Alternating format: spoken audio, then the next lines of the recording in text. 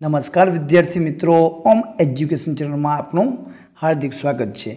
आज आप आ विडियो में द्वितीय सत्रांत परीक्षा 2024 अंतर्गत धोरण 8 में गणित पेपर है ए पेपर संपूर्ण सोल्यूशन करवानुं छे। विद्यार्थी मित्रों, आपणे भाग नंबर 1 में बधा ज हेतुलक्षी और टूंका प्रश्नों दाखलानुं संपूर्ण सोल्यूशन जोयुं। आ विडियो में आपणे बधा दाखलानुं संपूर्ण सोल्यूशन करवानुं छे। जो तमे भाग नंबर 1 नो अभ्यास न कर्यो होय तो अमारी चेनल पर जता रहेजो अने भाग नंबर 1 नो विडियो जोई लेजो। प्रश्न नंबर 1 में आपेला छे नीचेना दाखला गणो।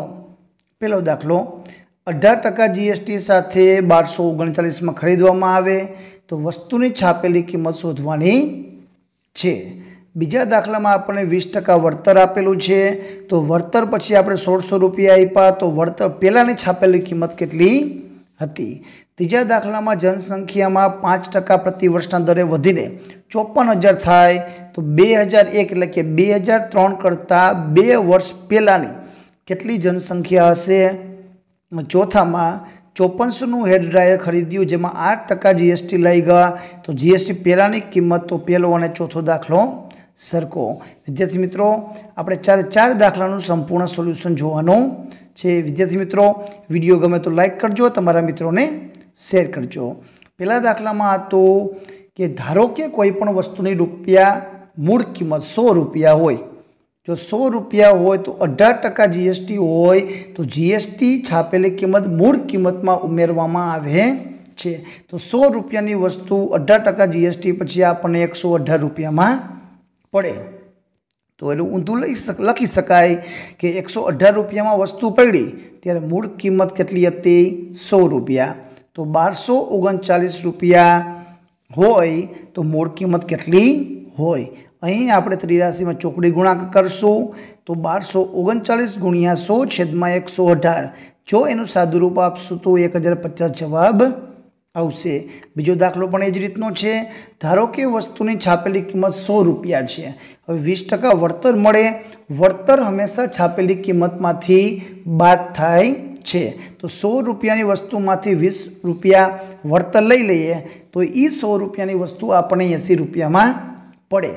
तो विद्यार्थी मित्रों, 80 रुपया में पड़े त्यारे छापेली किंमत 100 रुपया हती तो 1600 रुपया में वस्तु पड़ी तो छापेली किंमत केटली होय।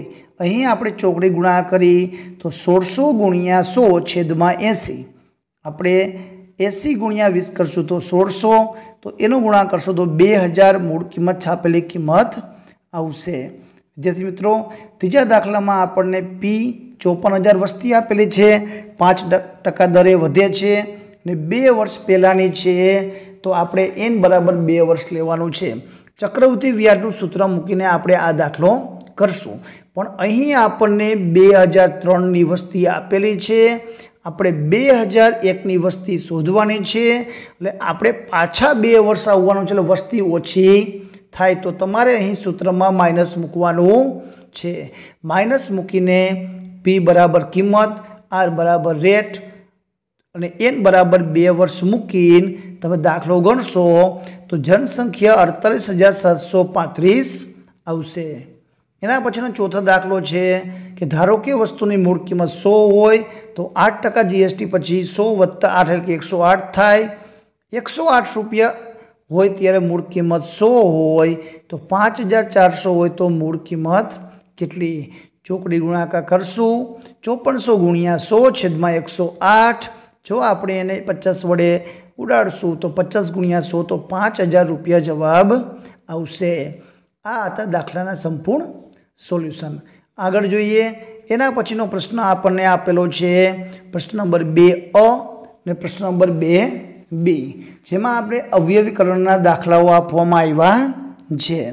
जेमां आपणे द्विपदीनो द्विपदी साथे गुणाकार, अहीं पण द्विपदीनो गुणाकार, अहीं द्विपदीनो गुणाकार अने +5, अहीं द्विपदीनो गुणाकार त्रिपदी साथे अथवा नित्यसमनो उपयोग पण नित्यसम निकળી ગયું છે द्विपदीनो त्रिपदी साथे गुणाकार करवो पड़शे। द्विपदी द्विपदी और एकपदीनो द्विपदी साथे गुणाकार करीने सरवाळो करवानो छे।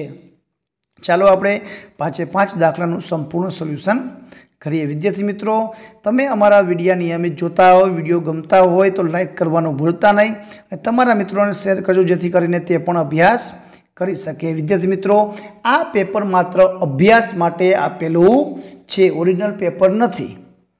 જોઈએ દ્વિપદીનો ગુણાકાર દ્વિપદી સાથે તો એનો ગુણાકાર આખા પદ સાથે, બીનો ગુણાકાર આખા પદ સાથે તો એનો વર્ગ ગુણ્યા એ તો એનો ઘન, એનો વર્ગ ગુણ્યા બીનો વર્ગ તો એ વર્ગ બી વર્ગ, બી ગુણ્યા એ એટલે એ બી, બી અને બીનો વર્ગ તો બીનો ઘન। હવે અહીં એક પણ જાતનું સજાતીય પદ આપેલું નથી, જેથી કરીને આપણે સરવાળા બાદબાકી કરી શકાશે નહીં, તો આપણો જવાબ આવી ગયો। અહીં એક્સનો ગુણાકાર આખા પદ સાથે પ્લસ 7નો ગુણાકાર આખા પદ સાથે તો 2x નો વર્ગ, 2 અને x નો ગુણાકાર તો 2x, 7 દુ 14x, 7 દુ 14। આ બંને x વાળા છે તો 14 ને 2 16x જવાબ થશે। સામાન્ય કાઢવો હોય તો તમે કાઢી શકો છો, ન કાઢો તો પણ આ જવાબ સાચો ગણાય। એના પછીમાં પણ એ જ રીતનું આપેલું છે, એ વર્ગનો ગુણાકાર આખા પદ સાથે, 5નો ગુણાકાર આખા પદ સાથે અને પ્લસ 5 એમને મૂકવાના છે તો એનો વર્ગ બીનો ઘન, એનો વર્ગ 3 એનો વર્ગ, 5 બીનો ઘન અને 5 તરીને 15, 15 ને 5 20 જવાબ આવશે। તો આ રીતના બધા પદ એમને ગોઠવીને પાછળ આ બે સજાતીય પદ છે તો 15 ને 5 20 કરવાનું છે। પ્રશ્ન નંબર 2 માં છે દ્વિપદીનો ત્રિપદી સાથે ગુણાકાર નિત્યસમનો ઉપયોગ કરી તો પહેલા પદનું આપણે ઘનમૂળ લઈ લઈ અને બીજા પદનું ઘનમૂળ લઈ લઈ તો પહેલું અને બીજું લઈ લઈ તો x પ્લસ વાય ને માથે ઘન કરી નાખો તો તમારો જવાબ સાચો પડે। નંબર 3માં પણ એ જ રીતે છે, દ્વિપદીનો દ્વિપદી સાથે ગુણાકાર, અહીં ગુણાકાર અને એ ગુણાકાર કરીને બહાર આપણે કૌંસની બહાર પદ લખશું તો એમાં માત્ર એસી સિવાયના બધા એડી અને એડી એક પ્લસ એક માઇનસ, બીસી તો બીસી એક પ્લસ એક માઇનસ, 2 બીડી તો અહીં 2 માઇનસ બીડી આપણે જોડી જશે તો માત્ર એસી એસી અને 2 એસી 4 એસી ખાલી વધે છે, તો આ રીતનો જવાબ આવશે। આગળના દાખલામાં સોલ્યુશન જોઈએ તો આગળના દાખલાના સોલ્યુશનમાં આપણને આપેલું છે એક સમલંબ ચતુષ્કોણનું ક્ષેત્રફળ આપેલું છે, એની ઊંચાઈ આપેલી છે, સમાંતર બાજુમાંથી એક બાજુની લંબાઈ આપેલી છે તો બીજી બાજુ શોધવાની છે। તો અહીં સમલંબ ચતુષ્કોણનું સૂત્ર મૂકીને દાખલો કરશું। અહીં ચતુષ્કોણનો વિકર્ણની લંબાઈ 24 આપેલી છે, બે શિરોબિંદુમાંથી આ વિકર્ણ પર દોરેલા બે લંબ એટલે કે બે ઊંચાઈ 8 અને 13 આપેલું છે તો ખેતરનું કુલ ક્ષેત્રફળ શોધવાનું છે। વિદ્યાર્થી મિત્રો, અહીં સમલંબ ચતુષ્કોણ અને ચતુષ્કોણ દ્વારા જે બે ત્રિકોણ બને છે એના દાખલાનું સંપૂર્ણ સોલ્યુશન જોઈએ। આગળ જોઈએ તો પેલું સમલંબ ચતુષ્કોણનું ક્ષેત્રફળનું સૂત્ર મૂકશું, 1/2 ગુણ્યા 2 સમાંતર બાજુનું માપનો સરવાળો ગુણ્યા લંબ અંતર, તમે ગુજરાતીમાં પણ લખી શકો છો। ક્ષેત્રફળની જગ્યાએ ક્ષેત્રફળ, એચની જગ્યાએ ઉચ્ચાર અને 2 સમાંતર બાજુમાંથી એક 10 આપેલી છે, બીજા બરાબર x ધારી લેવાની છે તો અહીં 2 દુ 4। હવે ઈ 2 છે એ આપણે છેદમાં લઈ આવશું તો 34/2 એટલે કે 17 આવશે। હવે આ જમણી બાજુના 10 આપણે ડાબી બાજુ લઈ આવશું તો માઇનસ થઈ જશે તો 17માંથી 10 જાય તો x, તો એક સમાંતર બાજુ 10 આવશે, બીજી સમાંતર બાજુ 7 આવશે। એના પછીનું દાખલામાં આપેલું છે કે એક ચતુષ્કોણનો વિકર્ણ 24 આપેલો છે, 2 એના લંબ અંતર આપેલા છે તો બંને ત્રિકોણ જે રચના થઈ બંને ત્રિકોણનું ક્ષેત્રફળ તો ત્રિકોણ એબીડીનું ક્ષેત્રફળ અને બીસીડીનું ક્ષેત્રફળ તો ત્રિકોણના ક્ષેત્રફળનું સૂત્ર છે 1/2 ગુણ્યા h ગુણ્યા b એટલે કે પાયો ગુણ્યા વેધ। તો બંને ત્રિકોણના કિંમત એમાં મૂકી દેશું અને પછી એનું આપણે 2 ચોક 8, 24 ચોકા 96, અહીં 12 દુ 24 તો 12 ગુણ્યા 13 156 તો બંનેનો સરવાળો કરશો તો 252 સેમીનો વર્ગ ચોરસ સેમી જવાબ આવશે। આગળના દાખલા જોઈએ તો આગળના દાખલામાં આપણે પ્રશ્ન નંબર 5માં અહીં ઘાત અને ઘાતાંકના 2 દાખલા આપેલા છે, જેમાં આધાર સરખા બનાવીને ઘાતનું સાદુરૂપ આપવાનું છે અને એના પછીના દાખલામાં આપણને સમપ્રમાણ વ્યસ્ત પ્રમાણના દાખલાઓ છે એ આપેલા છે। તો પ્રશ્ન નંબર 6 અને પ્રશ્ન નંબર 5નું સંપૂર્ણ સોલ્યુશન કરીએ। પ્રશ્ન નંબર 5માં આપેલું છે, પ્રશ્ન નંબર 5માં આપેલું છે માઇનસ ઘાતને પ્લસ કરવા માટે આપણે છેદમાં લઈ જશું, પણ તે પહેલાં 8 છે તો 2 ની 3 ઘાત તરીકે લખશું, પછી એને છેદમાં લઈ જશું। છેદમાં માઇનસ ઘાતને પ્લસ કરવા માટે અંશમાં લઈ જશું। આધાર સરખા ભાગાકાર તો ઘાતની બાદબાકી। 4 ઘાતમાંથી 3 ઘાત જાય તો 1 ઘાત અને અહીં 5નો ઘન, તો એની કિંમત શોધશું તો 250 જવાબ આવશે। અહીં 5ના ઘનને આપણે 5નો વર્ગ લખવાનો છે, માઇનસ ઘાતને પ્લસ કરવા નીચે લઈ જવાનું છે। છેદમાં આપેલા માઇનસ ઘાતને પ્લસ કરવા માટે આપણે એને અંશમાં લઈ જવાનું છે। હવે આધાર સરખા ગુણાકાર તો ઘાતનો સરવાળો, આધાર સરખા ભાગાકાર તો ઘાતની બાદબાકી। તો 2 અને 3 5 ઘાત, ટીની અહીં 4 ઘાત। અહીં આપણે જો 10 છે એનો એક ભાગ કરીને 2 50 10 અને 5 ઘાતમાંથી 4 ઘાતને 1 ઘાત બહાર કાઢશું તો 5 5 ઉડી જશે। તો ઉપર 5ની 4 ઘાત ગુણ્યા ટીની 4 ઘાત છેદમાં 2। હવે 5ની 4 ઘાતની કિંમત આપણે શોધશું તો 625 જવાબ આવશે। એના પછી સમપ્રમાણ વ્યસ્ત પ્રમાણના દાખલા છે કે કુલ 50 વિદ્યાર્થી હતા તો 40 દિવસ સુધી અનાજ ચાલે છે। હવે કુલ બીજા 30 વિદ્યાર્થી આવ્યા એટલે કુલ 50 હતા, 30 આવ્યા તો 80 થયા, તો અનાજ વધારે દિવસ ચાલે નહીં, દિવસની સંખ્યા ઘટશે, તો અહીં વ્યસ્ત પ્રમાણ છે। તો તમારે અહીં વ્યસ્ત પ્રમાણનું સૂત્ર x1 y1 x2 y2 મૂકીને કિંમત મૂકીને દાખલાની ગણતરી કરવાની છે। આ 80ને આપણે ડાબી બાજુ લઈ આવશું તો છેદમાં આવી જશે। 40 × 80, 50 ભાગ્યા 2 એટલે 25 દિવસ અનાજ ચાલે। એના પછીનું આપેલું છે કે 1 કલાકમાં કાપેલું અંતર 20 કિલોમીટર, તો 5 કલાકમાં કેટલું સમય વધે તો કાપેલું અંતર પણ વધશે। તો અહીં સમપ્રમાણ છે, તો સમપ્રમાણ સૂત્ર લખવાનું છે 1/y1 x2 y2 ને એમાં કિંમત મૂકીને આપણે જે 20 છે એને અંશમાં લઈ જશું તો 20 × 5 100 કિલોમીટર જવાબ આવશે। આ રીતે દાખલા ગણવાના છે। આગળ જોઈએ પ્રશ્ન નંબર 7માં આપેલું છે નીચેના દાખલા ગણો, જેમાં સામાન્ય અવયવ, ભાગાકાર, ભાગાકાર, ત્રિપદીના અવયવ, દ્વિપદી વર્ગનું પૂર્ણ વર્ગ અને અહીં ભાગાકાર આપેલો છે। ચાલો આપણે દાખલાનું સંપૂર્ણ સોલ્યુશન કરીએ। પ્રશ્ન નંબર 7, પ્રશ્ન નંબર 7માં જોઈએ પેલો છે ભાગાકાર, તો તમારે અંશ અને છેદમાં લખવાનું।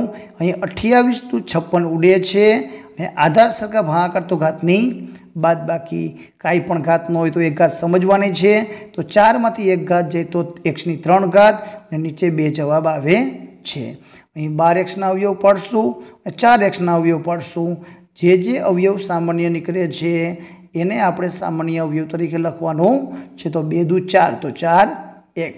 અહીં 7x - 4 એમાંથી સામાન્ય 7 નીકળશે, તો પહેલા પદમાંથી x વધ્યું અને બીજા પદમાં 7 × 2 14।